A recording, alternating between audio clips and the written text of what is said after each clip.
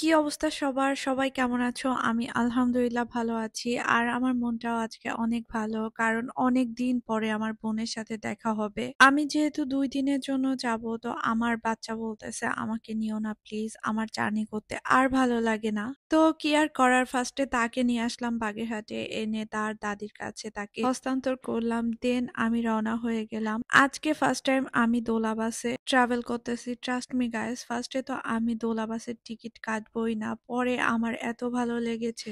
আসলে ওরা বারবার আমাকে বোঝানোর ট্রাই করতেছিল, এটা টাইমের গাড়ি, টাইমের গাড়ি।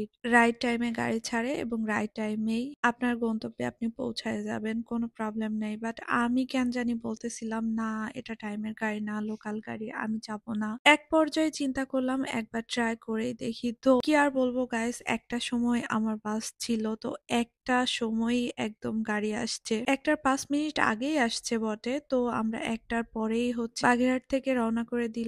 তারপরে আমরা একটা জায়গায় এসে বিরতি নিলাম। আসলে বাসের পক্ষ থেকেই বলে দেওয়া হয় যে ১০ মিনিটের জন্য বিরতি। আপনাদের কারো যদি ওয়াশরুমের প্রয়োজন হয় আপনারা যেতে পারেন। দেন এখানে ২-৩টা স্টোর আছে, আর ওখান থেকে আপনারা কফি, স্ন্যাকস আইটেম অনেক কিছু খেতে পারবেন। ডাব, ছোলা। তো আমি শুধুমাত্র কফি আর পানি নিয়েছিলাম। আর আজকে না আমার মনটা যেতে যেতে অনেক খারাপ ছিল, কারণ আমার বোনের বার্থডে আজকে রাত ১২টার পরে। আর আমি এরকম যদি ঢাকায় যেতাম, আম্মু হাজারবার আমাকে কল করতো, কতবার যে কল করতো পৌঁছাইছি কি না, পৌঁছাইলে অর্ষার সাথে কথা বলার জন্য কত কিছু যে করতো। সত্যি কথা বলতে কি, নিজেকে মাঝে মাঝে খুবই অভাগা মনে হয়। আর যখনই আমার হাজবেন্ড ফোন দেয় তখনই সব থেকে সুখী ব্যক্তি মনে হয়, কারণ এই একটা মানুষ, তার জীবনে আমি মনে হয় তার অনেক শখের, অনেক যত্নের, সে সারাক্ষণ আমাকে চোখে হারায়। আলহামদুলিল্লাহ। যাই হোক, কথা বলতে বলতে চলে আসলাম বোনের বাসায়। আর এসে বোন দেখি অনেক কি ট্রাই করে রাখছে।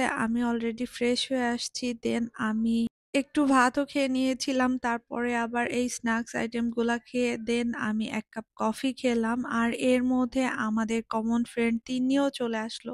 আসলে তিন্নির সাথে আড্ডা মানে একটা শান্তি শান্তি ফিল হয়। বেসিক্যালি ঢাকায় আমাদের একটা গ্রুপ ক্রিয়েট হয়েছে। ঢাকায় গেলে এই গ্রুপের সাথে না দেখা হলে ভালোই লাগে।